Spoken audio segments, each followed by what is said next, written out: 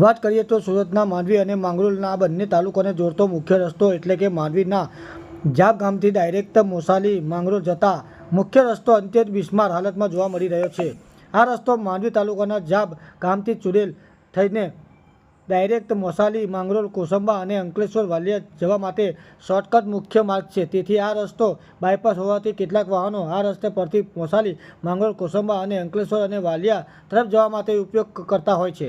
ત્યારે આ માર્ગ ઉપરથી મોટા ખાડા પડી જવાથી વાહન ચાલકો હેરાન પરેશાન બન્યા કે વાહનો ક્યાં ખાડા પાથી પસાર કરવું તે ગંભીર પ્રશ્ન બન્યા છે।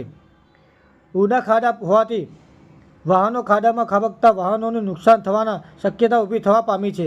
જ્યારે આ ખાડાઓના કારણે વાહન ચાલકોમાં અકસ્માત થવાનો પણ ભય સવાયેલો છે। આ રસ્તો બન્યો છે રસ્તાની સમસ્યા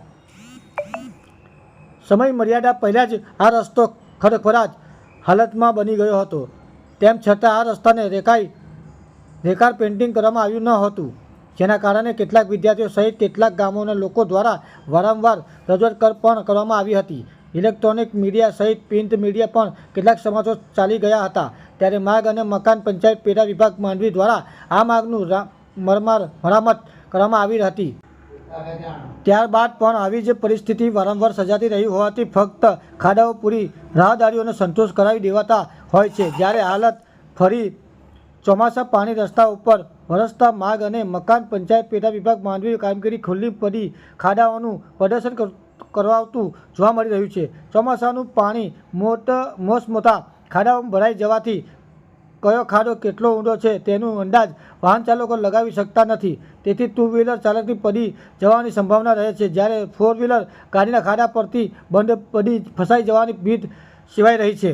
જ્યારે ખાડામાં ગાડીઓ બંધ પડી જવાથી સ્થાનિકો લોકો સહિત રસ્તા પર અવરજવર કરતા રાહદારીઓ દ્વારા ધક્કો મારીને ખાડામાંથી ગાડીઓ રસ્તા પર કાઢતા હોવાથી લોકચર્ચાએ જોર પકડ્યું છે। તેથી જવાબદાર તંત્ર દ્વારા જાબ ગામથી માંગરોળ તરફ જતા મુખ્ય રસ્તાની મુલાકાત લેવામાં આવે અને તાત્કાલિક આ રસ્તાની મરામત કરવામાં આવે તેવી લોક માંગ ઉઠવા પામી છે। Bureau report, SG TV live news, Surat.